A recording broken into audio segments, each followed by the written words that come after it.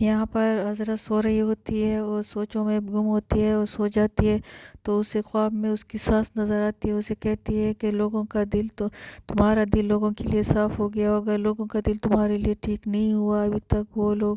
وہ باتیں یاد کر رہے ہیں اور تمہاری باتوں کو وہ بھولے نہیں ہیں، تو اس بات کا تم خیال رکھو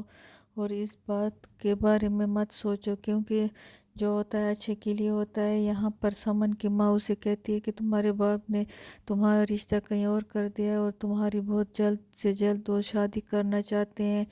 تو سمن روتی ہے اور کہتی ہے کہ میں تو ولید سے محبت کرتی ہوں، میں اس سے شادی کروں گی۔ اور یہاں پر آسما اور اپنے اسما جو ہے وہ پھوپھی اور اس کی بیٹی کے ساتھ بیٹھے ہوتے ہیں اور کہتی ہے کہ میرے جو بوتیک ہے اس میں پیسوں کی چوری ہو گئی ہے۔ تو یہاں پر وہ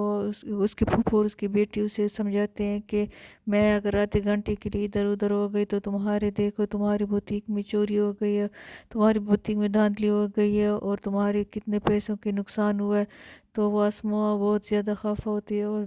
بیٹی ہو تو کہتی ہے کہ ہاں میرے سے بہت بڑی غلطی ہو گئی ہے۔ تو وہ دونوں یہ باتیں کر رہے ہوتے ہیں، بہت زیادہ اداس ہوتی ہے اسما کہ اس کے جو بوتیک ہے اس میں ہیرا پھیری ہو گئی۔ یہاں پر سامان اپنے منگنی کی تیاری میں شروع ہوتی ہے اور خفا بھی ہوتی ہے اور تیاری بھی کر رہی ہوتی ہے، تو اس کی ماں اس کو کہتی ہے کہ تمہارے لیے میں کچھ نہیں کر سکی۔ تو یہاں پر عذرا اس کے سامان کی ماں کو کہتی ہے کہ سامان جو ہے وہ ہمارے گھر کے سوا اور کہیں بھی وہ خوش نہیں رہ سکتی، تم لوگ یہ بہت بڑی غلطی کر رہی ہو اس کا رشتہ کہیں اور کر کے۔ تو یہاں پر اس کی ماں کہتی ہے کہ اس میں میرا کوئی بھی وہ نہیں ہے، اس کے باپ نے اس کا رشتہ توڑا ہے، میں نے نہیں توڑا۔ تو یہاں اس کا باپ کہتا ہے کہ میں نے یہ رشتہ توڑا ہے۔ ولید سے کہتا ہے تم دوبارہ اس رشتے کے بارے میں مجھ سے بات نہیں کرو،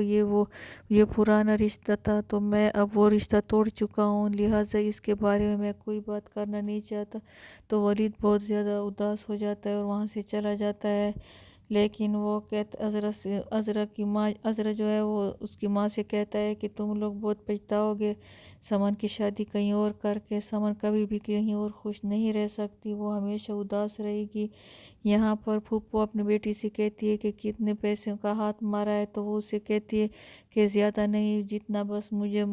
موقع مل سکا میں نے وہیں سے اتنا ہی چرایا ہے۔ اور یہاں پر یہ ساری باتیں جو یہ آپس میں کر رہے ہوتے عذرا سن لیتی ہے، تو ان کو ابھی تک پتہ بھی نہیں ہوتا کہ عذرا چھپ کر یہ باتیں سن رہی ہے۔